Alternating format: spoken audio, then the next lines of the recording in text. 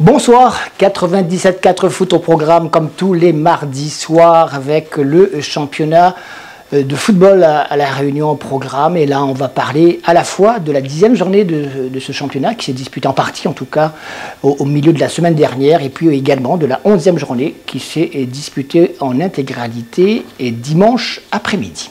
Pour parler de tout cela, pour analyser tout cela, et pour vous parler également de quelques-uns de nos créopolitains qui se distinguent sur le plan national, voire international, nous recevons Mickaël Payette. Mickaël, bonsoir. Bonsoir Alain, bonsoir à tous.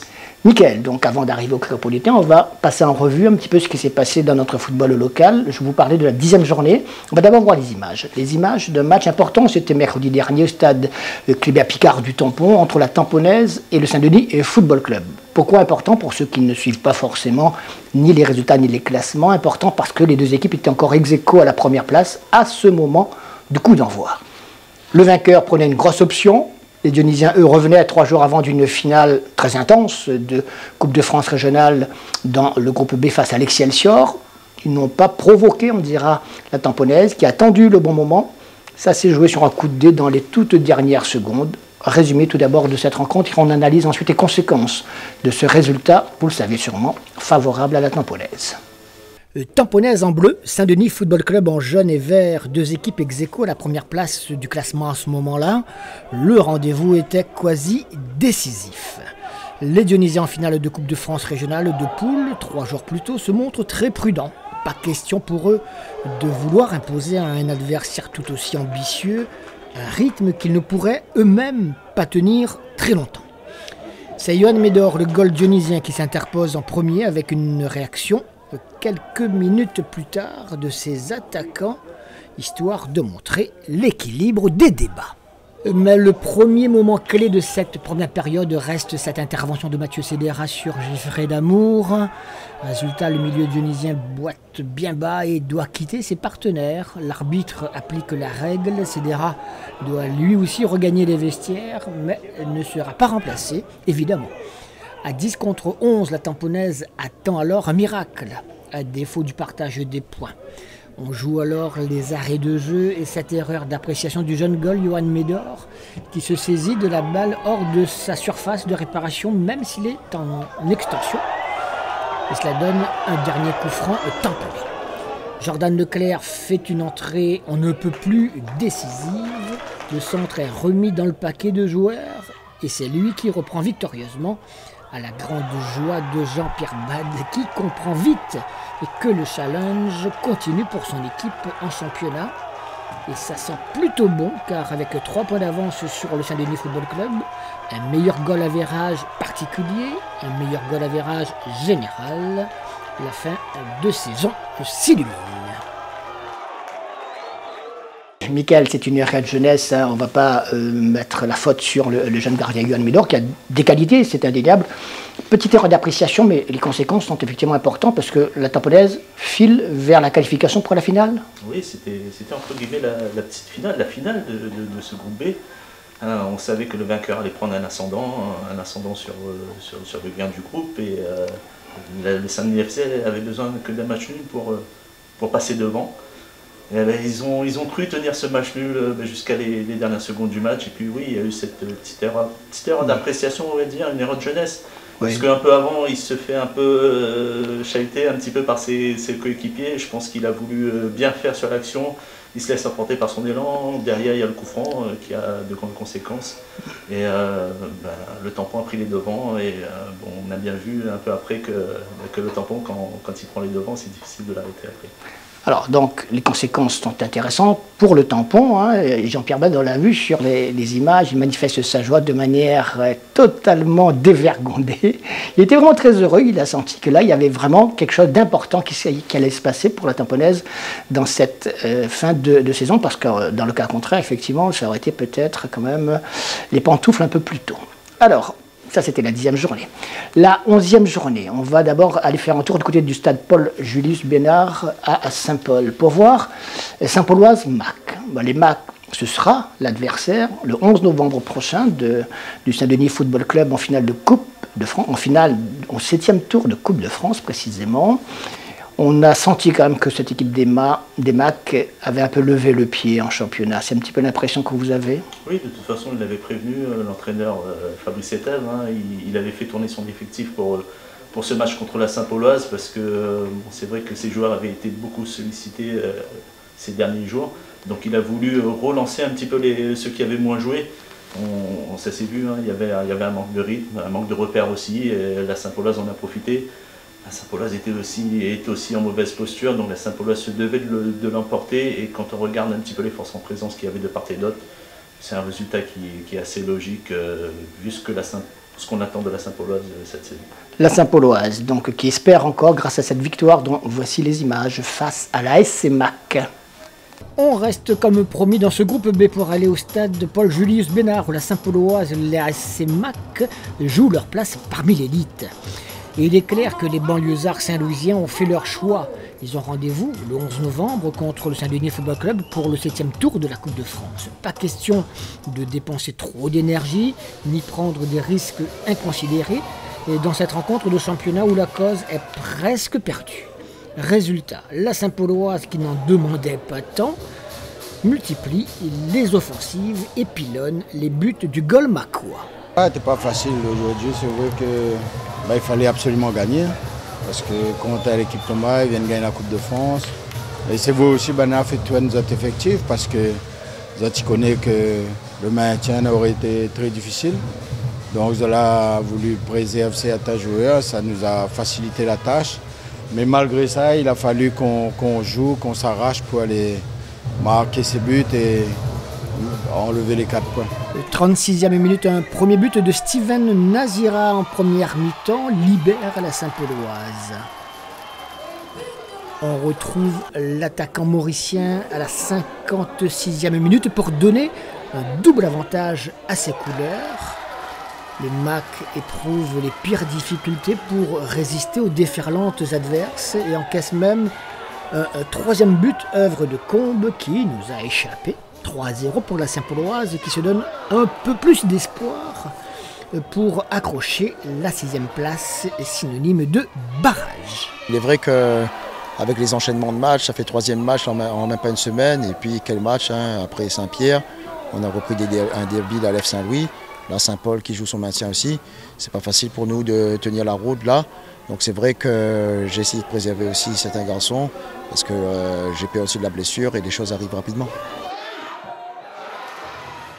L'autre match de ce groupe B, 11e journée, qu'on vous propose de voir, c'est Saint-Denis Football Club, à nouveau évidemment, face à Piton Saint-Leu. Donc ils étaient en quête de rachat, les Dionysiens, ils se sont bien rachetés. On va d'abord voir les images face à une équipe de Piton Saint-Leu qui savait que ce n'est pas sur ce genre de match qu'ils allaient grappiller des points importants, puisqu'ils luttent pour rester parmi l'élite.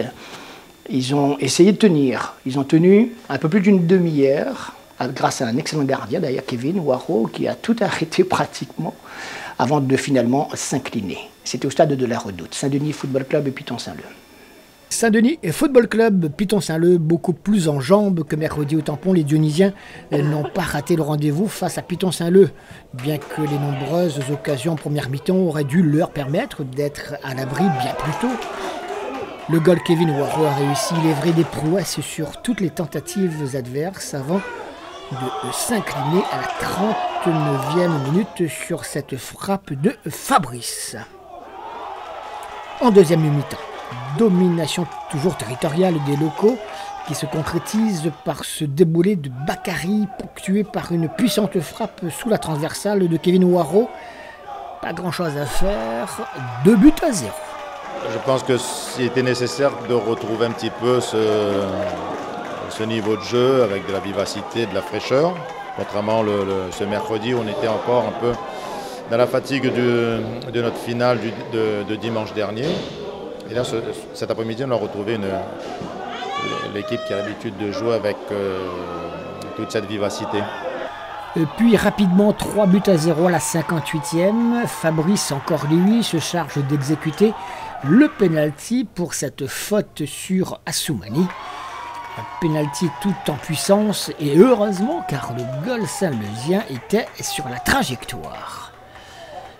Diallo, bien présent même s'il n'a pas marqué, offre le 4e but à Fabrice, lancé au second poteau. Fabrice pour son 3e but de l'après-midi. Piton qui espère de meilleurs moments face à des adversaires d'un calibre différent pour la course au maintien. C'est une défaite logique, on va dire. Vu la semaine de préparation, on a fait une mauvaise semaine. Ça s'est ressenti sur le terrain. Après derrière, je ne sais pas s'il y a fait de jeu, s'il y a rejeu ou pas sur le premier but. On le prend au mauvais moment, juste avant la mi-temps. Donc ça coupe un peu les jambes. Après Saint-Denis, c'est Saint-Denis, hein, ils ont des attaques qui bougent dans tous les sens, donc c'était compliqué. C'est compliqué cet après-midi. À la suite, du coup, vous faites un petit peu les comptes, évidemment. Vous en êtes tout. Qu'est-ce que vous espérez en cette fin de championnat? Si on peut accrocher la place de barragiste, ça nous convient. Hein. On se battra jusqu'au bout.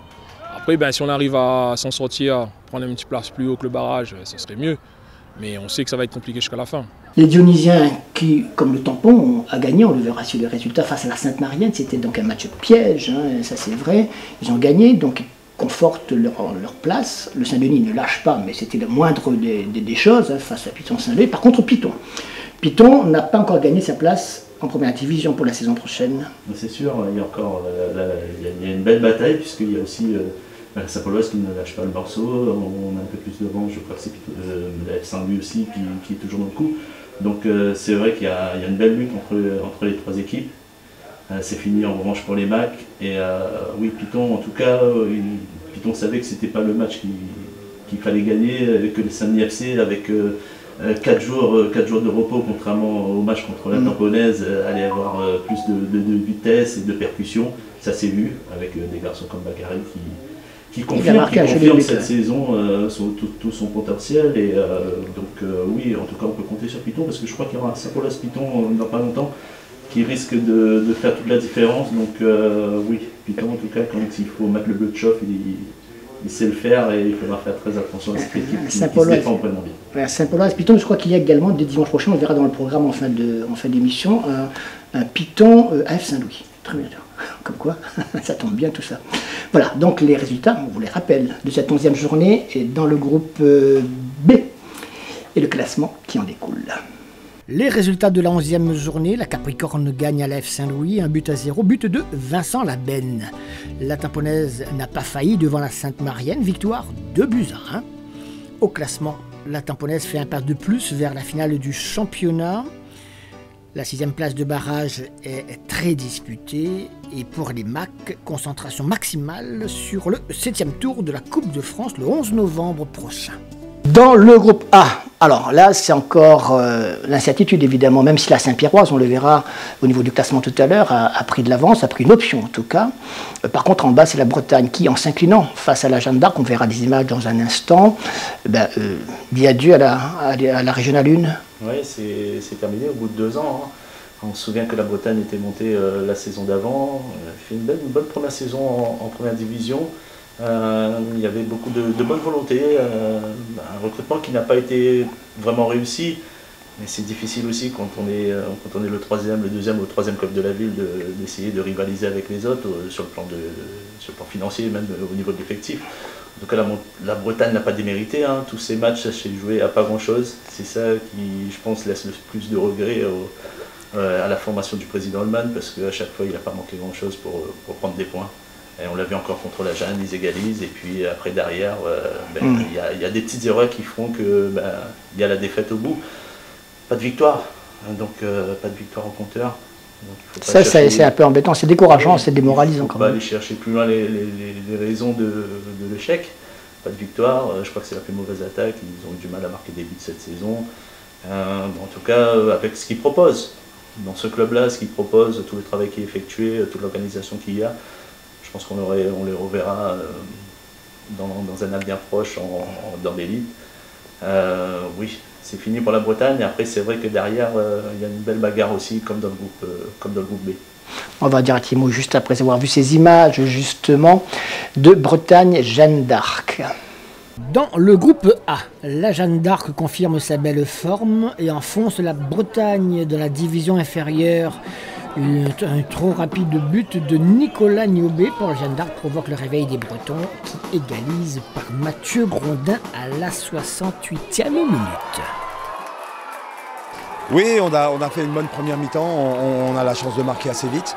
Après, bon, malheureusement, un coup franc excentré, mon mini-mur ne tient pas, le ballon passe entre les jambes, on prend encore un but qu'on aurait pu éviter. Mais bon, c'est pas grave, ce qui a été important, c'était surtout la réaction des joueurs juste après. Mais les Portois reprennent les choses en main par leur buteur, Pierrick Kei, à la 68e de la tête. Pierrick Kei qui clôture le score à 3-1. Deuxième but personnel de la journée. C'est toujours les mêmes problèmes, les petites erreurs qu'on fait au début de match. Et après dans le contenu encore, on avait un plan de jeu qui était intéressant. On les a mis en difficulté, on revient au score.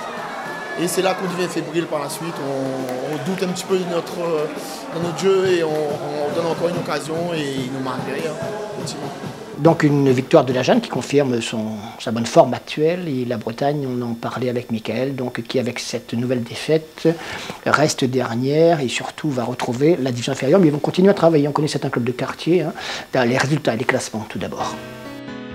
Les résultats de la 11e journée dans la poule A, victoire de la Saint-Pierroise sur 3-1, défaite de l'Excelsior sur le terrain du FC Parfum qui gagne 1-0 grâce à Sidi. Marsan SDFA 1-0 au classement. Le Saint-Pierroise et Excelsior au coude à coude, mais la Saint-Pierroise compte un match de moins contre le SDFA. La Bretagne a perdu toutes ses chances de rester parmi l'élite. On l'a vu, Michael, donc la Saint-Pierroise ex-aequo, c'est vrai avec l'Excelsior, mais compte un match de moins, ça c'est important, contre le SDFA. Le SDFA qui n'est pas sauvé, mais qui n'est pas non plus assuré. Ouais, qui n'est pas non plus condamné, pardon. Ouais, le SDFA s'est compliqué la tâche en perdant dans les dernières minutes chez les Marsois de Saint-Leu. C'était le match à ne pas perdre, donc ça commence à... Les Marsois qui distancent le SDFA au classement. Je crois que les Marsois ont pris une belle option pour ne pas être dans les deux équipes qui vont descendre. Mais après, ça sera compliqué pour la place de barragiste parce que les Marsois font une belle opération, mais juste devant, il y a le FC Parfum qui réalise la sensation de la journée en allant gagner en renversant l'Excelsior, en étant dans cette équipe de l'Excelsior. En tout cas, oui, chapeau FC Parfum, parce que je crois que c'est la première fois que je les voyais cette saison. Et dans ce qu'ils ont proposé, dans le schéma de jeu, que ce soit dans la discipline, et même dans l'organisation du match, dans tout son ensemble, je trouve que le FC Parfum a démontré qu'il était bien à sa place dans ce championnat.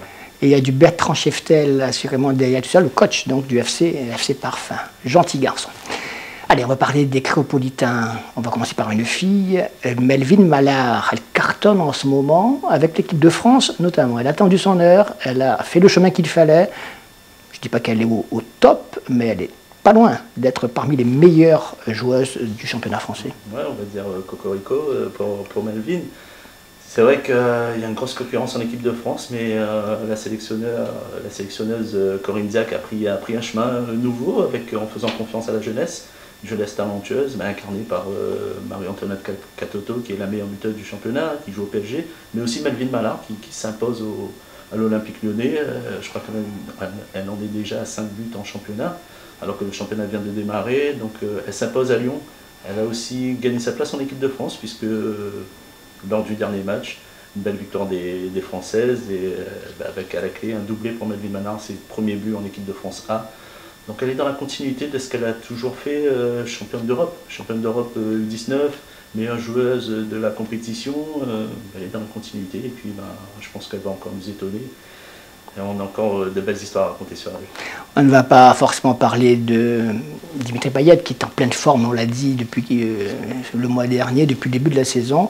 Il continue donc sur sa lancée, mais on va quand même faire un petit coucou à Ludovic Ajorc, notre représentant du Sud Sauvage de Saint-Joseph, et qui, lui, avec Strasbourg, marche très bien également. Oui, comme le Saint-Philippois Dimitri Payet, le Saint-Josephois Ludovic Ajorc cartonne avec Strasbourg.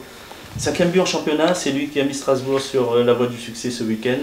Une belle victoire 4-0 face à Lorient de Jérémy Morel et de Thomas Fontaine. Donc Ludovic, pareil, dans la continuité de sa saison dernière, où il avait été le meilleur buteur de Strasbourg, l'un des meilleurs buteurs français du championnat. Et il confirme, et il en impose sur le front de l'attaque alsacienne. Et pareil, je pense qu'il a encore des buts à marquer, et il va encore en marquer. On termine par un jeune dont on n'a pas beaucoup parlé, à notre niveau en tout cas, Mathieu Acapandi. Alors quel lien d'abord avec les Acapandi que l'on connaît, Vincent notamment, qui joue à la Capricorne. Quel âge a-t-il? Que fait-il et pourquoi est-il à l'honneur aujourd'hui? Ouais, c'est le petit cousin de Vincent Acapandi. Il a 16 ans, que 16 ans, et il joue déjà avec les U19 nationaux du FC Nantes. C'est le plus haut niveau de la catégorie. Il s'est imposé au poste de latéral droit, comme Vincent, on va dire, qui joue latéral droit en professionnel à Auxerre. C'est à peu près les mêmes caractéristiques. Ouais. C'est un joueur qui va très vite, qui a une bonne condition physique, qui est assez technique, donc il s'impose vraiment. Et puis ses belles prestations lui ont permis d'atteindre l'équipe de France U18. L'équipe de France U18, il a fait une double confrontation récemment contre l'Algérie à Clairefontaine. Deux confrontations amicales, 2 belles victoires, une passe décisive à la clé. Ouais, c'est un petit garçon qui monte, hein. Il est formé à l'EF Saint-Pierre, ensuite il est parti au Co Saint-Pierre. Après le Co Saint-Pierre, il a fait le Pôle Espoir, mais entre-temps il avait signé au FC Nantes. Donc je pense que c'est un des garçons sur lequel la Réunion peut compter pour que demain on ait encore un représentant au top comme on a eu il n'y a pas si longtemps. Donc ça suit son cours, tout ça. Merci et bravo en tout cas à tout ce monde, à tous ces jeunes, moins jeunes footballeurs également. Le week-end prochain, que va-t-il se passer? C'est la 12e journée du championnat, de notre championnat à nous, régional 1, A, B, les 2 groupes, et le programme des rencontres. Voici le programme de dimanche prochain, 12e journée dans la poule A, c'est des FA Bretagne, derby dionysien.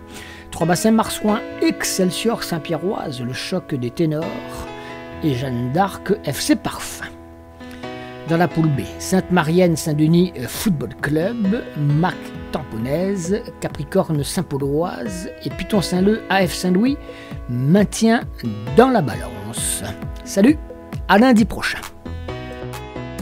Michael, donc on se verra dans 15 jours, donc vous parlez non plus de la 12e, de la 13e journée avec notamment un rendez-vous. Le 11 novembre, on ne sait pas le moment où on se parle, où ça va se jouer, Saint-Paul, probablement, Saint-Pierre, j'en sais pas, entre les MAC et Saint-Denis, qui doit se méfier de qui? Je pense qu'aujourd'hui, avec ce que les MAC ont montré contre la Saint-Pierrois, je pense que c'est plus le Saint-Denis FC qui a plus à perdre sur ce match-là. Ouais. Les MAC ont tout à gagner, ils vont tout donner dans la bataille, hein, maintenant que le championnat s'est plié pour eux. Ils vont tout jeter dans la bataille, comme ils ont fait contre les Saint-Pierrois, avec une organisation parfaite. Franchement, une détermination, une générosité incroyable. Et oui, je pense que c'est le Saint-Denis FC qui a beaucoup à perdre et il faudra se méfier de cette équipe de MAC. Totalement. Merci en tout cas, excellente semaine. Avec plaisir. Excellente semaine à vous également. On se retrouve nous mardi prochain pour parler de la 12e journée de ce championnat de la Réunion. Salut!